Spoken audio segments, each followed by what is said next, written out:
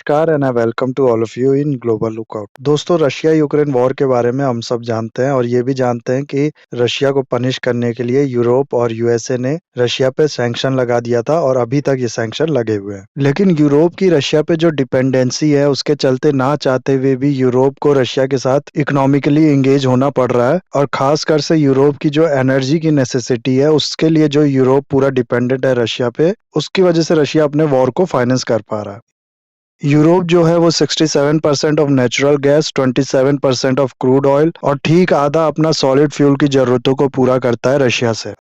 अपनी इसी डिपेंडेंस को देखते हुए यूरोप ने रशिया के नेचुरल गैस और ऑयल पे सैंक्शन नहीं लगाया था, यानी कि इनको उन आइटम की लिस्ट में नहीं इंक्लूड किया था जिस पे सैंक्शन लगाया था यूरोप ने। लेकिन दिसंबर से यूरोप लगाने वाला है रशियन ऑयल पे भी सैंक्शन और इन लोग का प्लान है कि 2030 तक हम लोग पूरा जो अपनी डिपेंडेंस है रशियन एनर्जी पे उसको खत्म कर लेंगे। यूरोपियन कमीशन की जो प्रेसिडेंट है उर्सुला वॉन देर लियन, इनका ये स्टेटमेंट है कि we must become independent from Russian oil, coal and gas. We simply can not rely on a supplier who explicitly threaten us. तो 2030 तक का प्लान है यूरोप का अपनी जो डिपेंडेंस है रशियन और गैस पे, ऑयल पे या रशियन एनर्जी पे, उसको पूरी तरीके से खत्म करने का। लेकिन अब क्या हो रहा है, अब आने वाली है ठंड और यूरोप में ठंड के टाइम में नेचुरल गैस की डिमांड बढ़ जाती है क्योंकि इसका इस्तेमाल यूरोप में लोग अपने रूम हीटिंग के लिए करते हैं। तो इसलिए प्रॉब्लम जो है यूरोप के लिए वो बढ़ने वाली है और इसी चीज को देखते हुए रिसेंटली यूरोपियन कमीशन ने एक प्रोग्राम जिसका नाम है European union save gas for save winter launch किया है।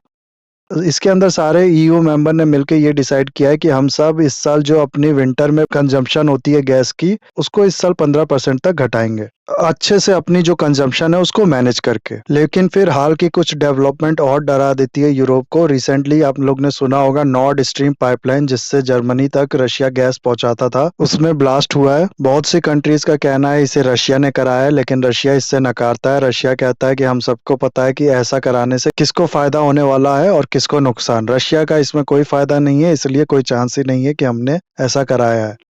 हालांकि ऐसा नहीं है कि इस पाइपलाइन के ब्लो के बाद कोई बहुत बड़ा सडन शॉक लगा हो यूरोप को उसकी एनर्जी नीड में, क्योंकि इस ब्लास्ट से पहले से ही रशिया ने मेंटेनेंस के नाम पे इस पाइपलाइन से गैस का जो सप्लाई है यूरोप को वो बंद कर दिया था। चक्कर यहाँ ये था कि यूरोप ने लगाया हुआ था रशिया पे सैंक्शन और यूरोप से ही कुछ कंपोनेंट, इक्विपमेंट्स या फिर टूल्स वगैरह आते थे जिसके थ्रू इसका मेंटेनेंस होता था और वो ना आ पाने की वजह से रशिया कहता था कि हम लोग इसका मेंटेनेंस नहीं कर पा रहे, इसलिए यहाँ से गैस सप्लाई नहीं कर पाएंगे। पहले से ही यहाँ से सप्लाई बंद थी, लेकिन इस ब्लास्ट से ये कंफर्म हो गया कि अब आगे भी काफी टाइम तक इससे गैस सप्लाई नहीं हो पाएगी।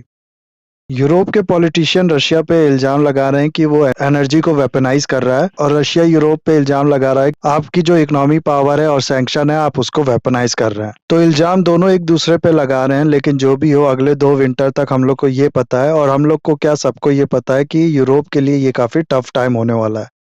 लेकिन गुड न्यूज़ ये है यूरोप के लिए कि उसके अदर रिसोर्सेज जैसे कि नॉर्वे, नॉर्थ अफ्रीका, अजरबैजान, इन सब से वो अभी भी अपना जो गैस है उसको इंपोर्ट कर पा रहा है और जरूरत पड़ने पे इसको बढ़ा भी सकता है। अब इससे होगा क्या, उन नेचुरल गैस या फिर उस एनर्जी परचेज जो एशिया की ओर पहले जाती थी अब वो शिफ्ट हो रही है यूरोप की ओर और जिसकी वजह से एशिया को अपने एनर्जी सिक्योरिटी का डर सताने लगा है, क्योंकि प्रोडक्शन अभी भी लिमिटेड है, इतनी जल्दी इसको बढ़ाया नहीं जा सकता। लेकिन डिमांड जो है वो इन रिसोर्सेज के लिए एक्स्ट्रा आने लगी यूरोप की ओर से। एशिया में इसलिए बढ़ रहा है पैनिक और जो नेचुरल गैस है इसके प्राइस भी स्काई रॉकेट हो रहा है।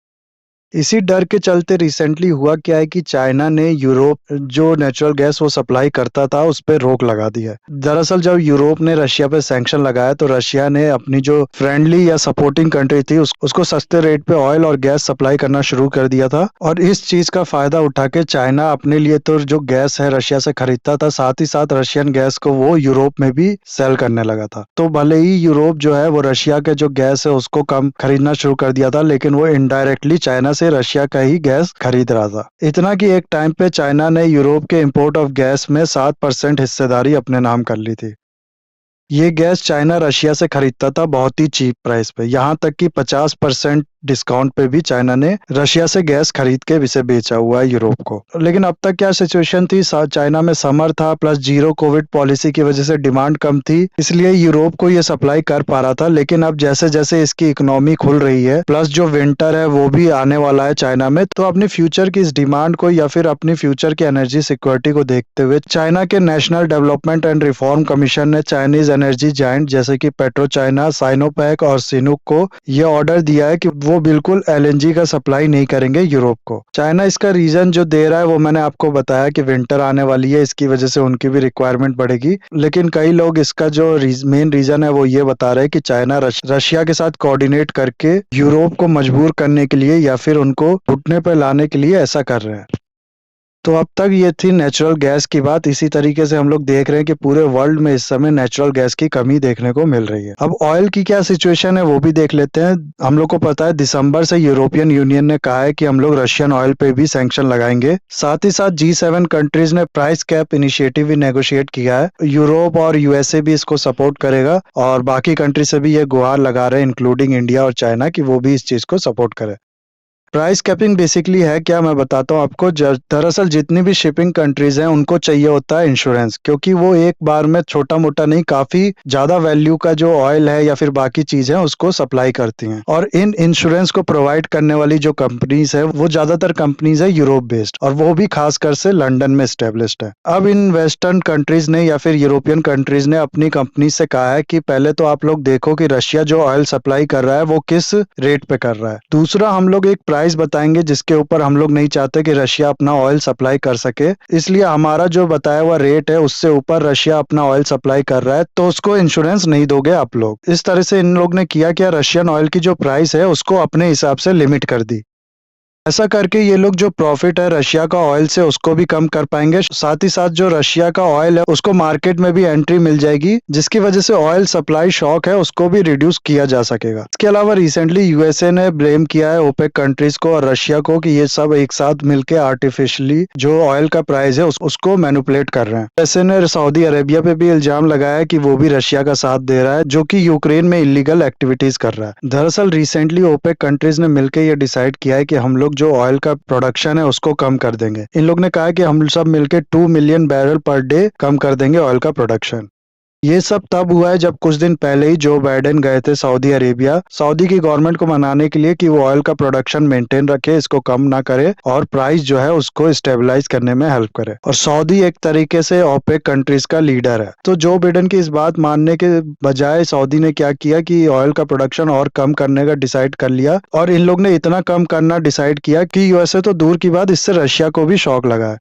ना सवाल यह है कि ऐसा किया क्यों है सऊदी ने या फिर ओपेक कंट्रीज ने। दरअसल जमाल खशोगी के मर्डर का जो इशू है वो इतनी बार जो बाइडेन उठा चुके हैं कि इसकी वजह से सऊदी से उनके रिलेशन काफी हद तक बिगड़ गए। जमाल खशोगी आप लोग को पता ही होगा, एक न्यूज रिपोर्टर था जिसका मर्डर का इल्जाम काफी हद तक सऊदी एडमिनिस्ट्रेशन पे लगाया जाता है और यहाँ तक कि ये जो मोहम्मद बिन सलमान और सऊद हैं उन पे इसका इल्जाम तक लगाया जाता है। दरअसल ये जो रिपोर्टर था ये काफी क्रिटिकल न्यूज छापता था सऊदी गवर्नमेंट के खिलाफ, इसी की वजह से इसका ये अंजाम हुआ था। इस चीज को जो बाइडेन हर इवेंट पे हर जगह पे उठाते रहे कि उसकी जमाल खशोगी का जो मर्डर है उसकी इन्वेस्टिगेशन होगी, उस पर प्रॉपर जो एक्शन लिया जा सकता है वो लिया जाएगा। इसकी वजह से सऊदी अरेबिया जो है वो बहुत ज्यादा नाराज हो गया है जो बाइडेन से। ट्रम्प के टाइम पे हम लोग को पता है कि सऊदी और यूएसए के रिलेशन काफी अच्छे थे और जो बाइडेन के टाइम पे ये रिलेशन उतने ही ज्यादा खराब हो चुके हैं। इसके अलावा ऑयल प्राइसेस जो है वो यूएस इलेक्शन में एक बहुत बड़ा इशू है। यूएस की जनता जब ये देखेगी कि बाइडेन के टाइम पे ऑयल के प्राइसेस इतने थे तो इसकी वजह से जाहिर सी बात है उसको समझेगी कि बाइडेन का जो एडमिनिस्ट्रेशन है या इनकी जो पॉलिसी है वो अच्छी नहीं है। इसलिए यूएसए का इलेक्शन इन्फ्लुएंस करने के लिए या फिर जो बाइडेन एडमिनिस्ट्रेशन है उसको पनिश करने के लिए सऊदी ने ये डिसीजन लिया है। इसके अलावा सऊदी ने अब तक रशिया का जो इन्वेजन है यूक्रेन को उसको भी क्रिटिसाइज नहीं किया है। ये एक बड़ा कारण और है यूएसए और सऊदी के जो रिलेशन है वो खराब होने के।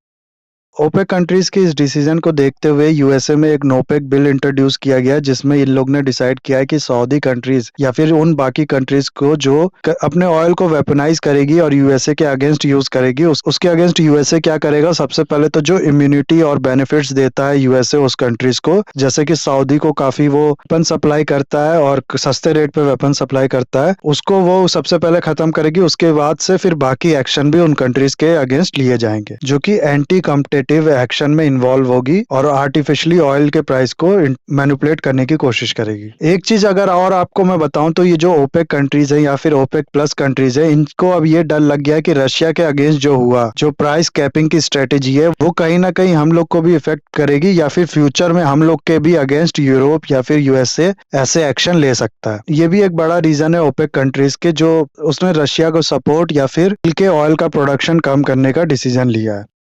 इन सब के अलावा समय की मजबूरी को देखते हुए यूएसए में बात चल रही है कि वेनेजुएला पे जो उन लोग ने सैंक्शन लगा रखा है उसको खत्म कर देंगे, जिसकी वजह से वेनेजुएला से कंट्रीज जो ऑयल परचेज है वो कर पाएंगी और ऑयल का जो सप्लाई शॉक है उसको कम किया जा सकेगा। प्लस यूएसए ने अपने ऑयल रिजर्व से भी कुछ ऑयल मार्केट में बेचने की बात की है ताकि और ऑयल के प्राइस को रिलैक्स किया जा सके।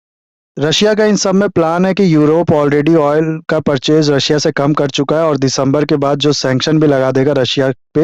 इन सब से डील करने के लिए रशिया क्या करेगा, वो एशिया की कंट्रीज में अपना ऑयल सप्लाई करेगा। इसकी वजह से यूरोप से जो उसका लॉस होगा वो मैनेज कर पाएगा एशिया में अपने ऑयल सप्लाई करके। नाउ अब इन सब में हम लोग इंडिया पे क्या असर पड़ेगा उसकी अगर हम लोग बात करें तो हम सब जानते हैं कि इंडिया अपनी 85% ऑफ क्रूड ऑयल की जो नीड है वो इम्पोर्ट से पूरी करता है, इसलिए जाहिर सी बात है ऑयल का प्राइस बढ़ना है इंडिया के फेवर में नहीं है। दूसरा, ये जो प्राइस कैपिंग का मैकेनिज्म है ये इंडिया के फेवर में भी था क्योंकि ये कहीं ना कहीं ऑयल का जो प्राइस है उसको लिमिट करता, उसको कम करता।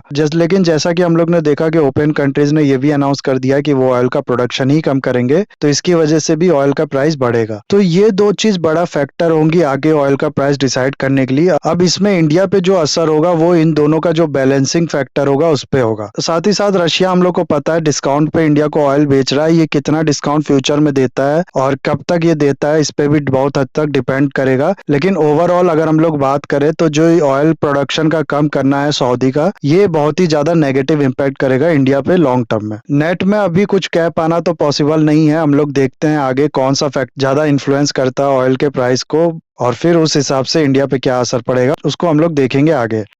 इसके अलावा यूरोप में हम लोग देख रहे हैं एनर्जी क्राइसिस खड़ा होता दिख रहा है हम लोग को, और सिर्फ एनर्जी क्राइसिस ही क्यों, बहुत सी इंपॉर्टेंट चीजें जो रशिया सप्लाई करता था यूरोप में और यूरोप का रशिया पे सैंक्शन लगाने की वजह से इन सब पे असर पड़ा है। इसलिए ऐसा कहा जा रहा है कि वो कंट्रीज जिसने पास्ट में पूरे वर्ल्ड पे रूल किया, फ्यूचर में उनके खुद के सर्वाइवल पे बहुत बड़ा सवाल उठ रहा है। तो आगे हम लोग देखेंगे क्या होता है। अभी तो इस वीडियो को हम लोग यहाँ खत्म करते हैं और ये जो एनर्जी वॉर है इसके बारे में जितनी इंपॉर्टेंट चीज थी, कौन सी कंट्री क्या कर रही है, ये सब मैंने इस वीडियो में कवर कर दिया। आई होप ये वीडियो आपको अच्छा लगा होगा। इसे लाइक, कमेंट, शेयर, सब्सक्राइब जरूर कीजिएगा। That's all, have a nice day, take care.